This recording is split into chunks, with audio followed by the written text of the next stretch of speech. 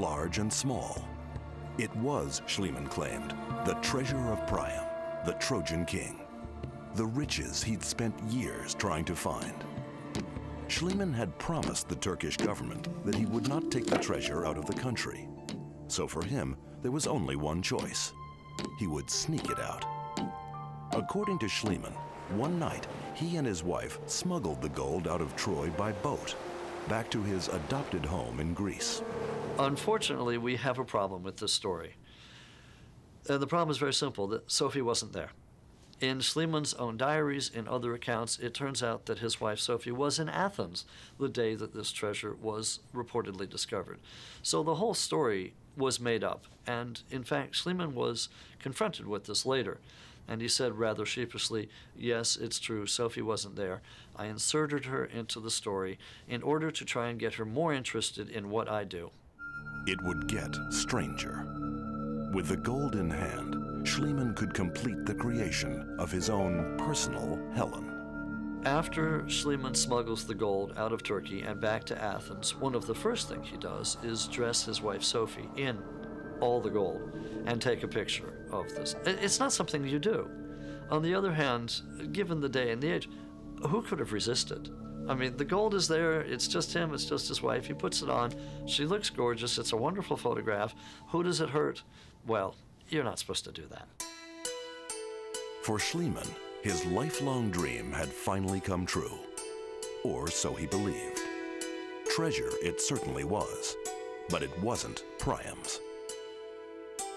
Schliemann's own assistant, Wilhelm Dorpfeld, found that the gold was not from the time of the Trojan War, the 13th century BC. It was, in fact, much older, more than 1,000 years older. Amazingly, by accident, Schliemann had discovered a lost civilization, one that dated to about 3000 BC, older than anyone had imagined.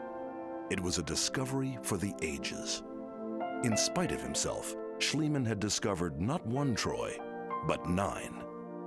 Piled one upon the other, sacked or destroyed, the 9 levels of Troy span a period of almost 4,500 years. Schliemann found 9 cities, and he was then faced with the dilemma he hadn't expected. Which of the 9 cities was the city of the Trojan War? In his rush to dig, Schliemann had in fact destroyed much of the very civilization he sought. Homer's Troy, Troy 6 and 7, resides in the middle levels, not the bottom, where Schliemann reckoned it was. Despite the confusion and destruction, Schliemann had clearly established the existence of Troy. The discovery made him famous. Schliemann announced his results, deliberately forgetting to mention the name of Frank Calvert. Calvert's name was lost to history, and Schliemann claimed credit for finding Troy. He had found Troy, but one thing bothered him. Troy was not very big, and Schliemann could not understand why such a great war was fought over so small a town. To prove there was a Trojan War, he had to produce a bigger, more powerful Troy, one that was sacked and burned. The trail Schliemann had been following for so long had finally grown cold. So he turned his attention back to Homer's Iliad, across the sea to ancient Greece. There are many individual kingdoms in Peloponnesian Greece in the late Bronze Age, but they all answer to one kingdom, Mycenae, and to one king, Agamemnon. It was Agamemnon's brother, Menelaus, whose wife Helen had been taken. She is still in Troy with her lover, Paris. But in this insult, Agamemnon sees opportunity. He calls together the rulers under his control and enlists their support. The mission, retrieve Helen and loot Troy, the city rich in gold. The secret weapon, Achilles, the greatest warrior in Greece, whose agility and fighting skill have been bestowed by the gods. With the largest fleet and the greatest warrior, how can he lose? King Agamemnon, with a head and face like Jove, the Lord of Thunder, a waist like Mars, and a chest like that of Neptune, stands peerless among the multitude of heroes.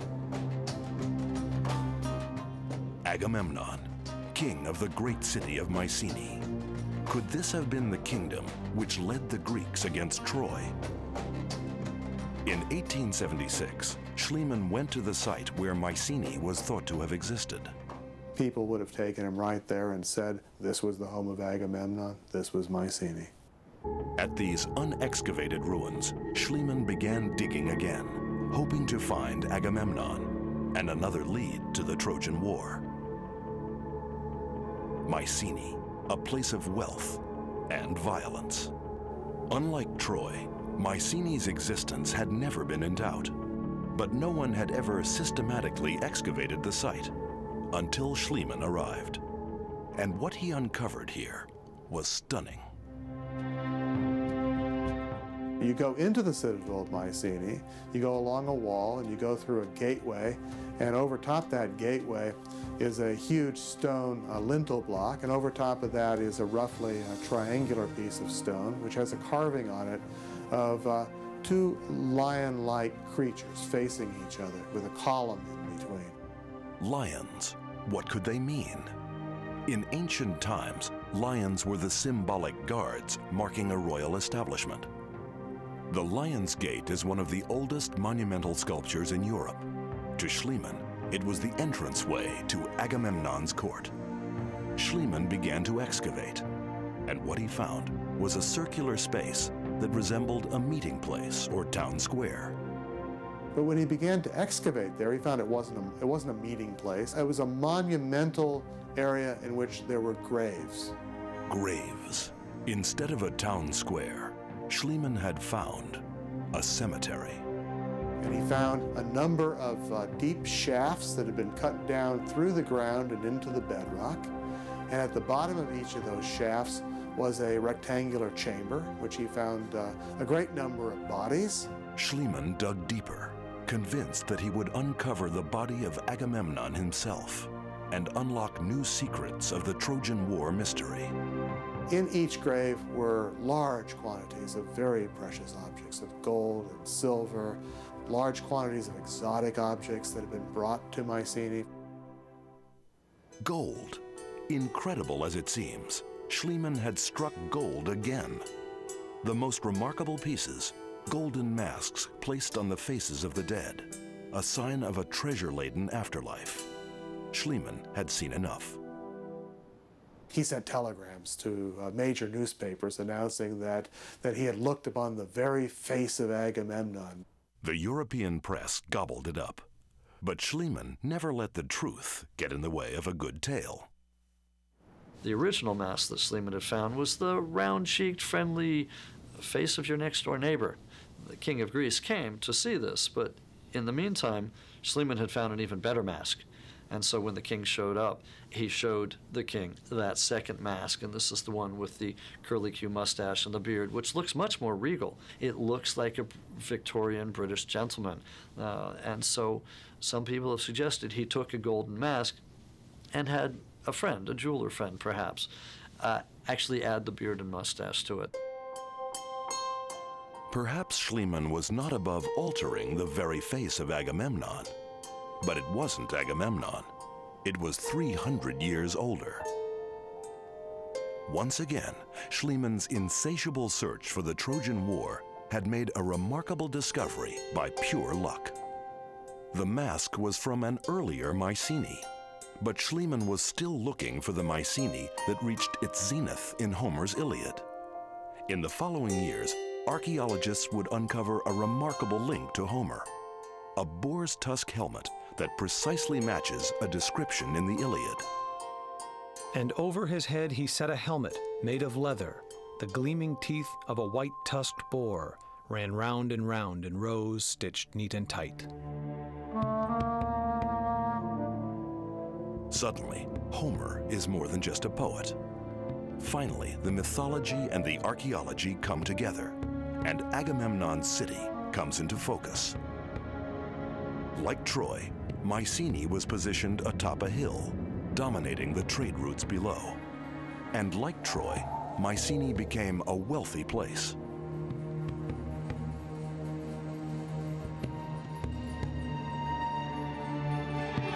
It was also reputed to have a long history of dynastic violence. Agamemnon's grandfather killed his own brother here and fed the body to his children. In Agamemnon's time, this city is on a war footing, the fate of Mycenae hanging in the balance.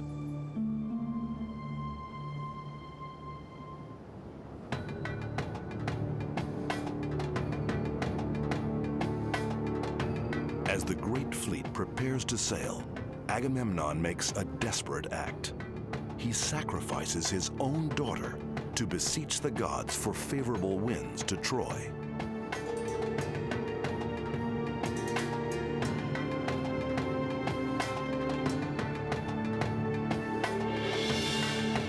Could a fleet of 1,000 ships have really crossed the Aegean to attack northwest Turkey? If so, how? 50 oarsmen on a single-decked ship could reach speeds up to 8 knots. With 260 miles between Mycenae and Troy, it would take Agamemnon's fleet 3 days or more to cross Homer's wine-dark sea. Whether it was the gods, Agamemnon's sacrifice, or his able seamen, it worked. The Greek fleet crosses the Aegean and arrives on the Turkish coast.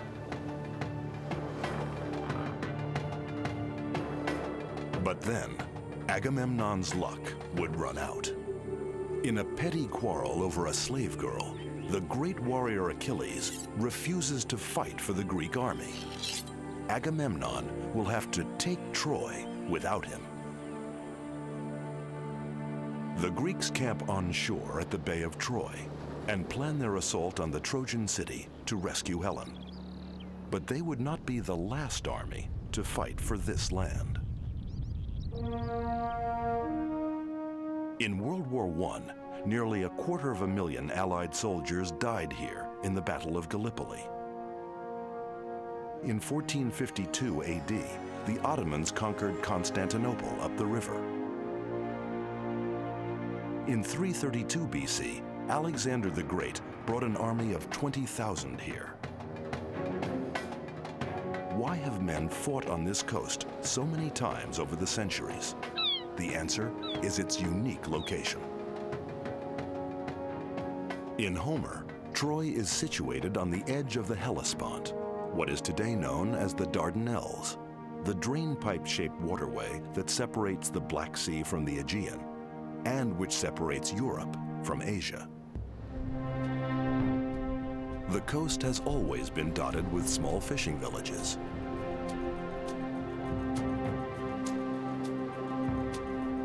But just offshore, there have always been the great ships of world commerce.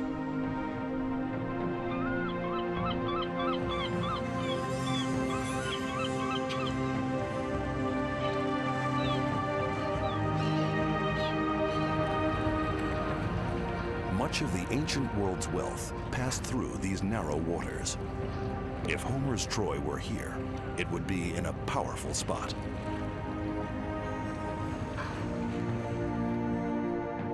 A prevailing northeast wind still whips this spot, then as now. It is a wind that helped make Troy a wealthy city. The winds and the currents frequently were going the wrong way, and the sailors would have had to put in at the port for up to 6 weeks at a time. And Troy, the rulers of Troy, probably would have taxed those ships. Troy would become a sort of Bronze Age toll booth, and the wealth flowed in.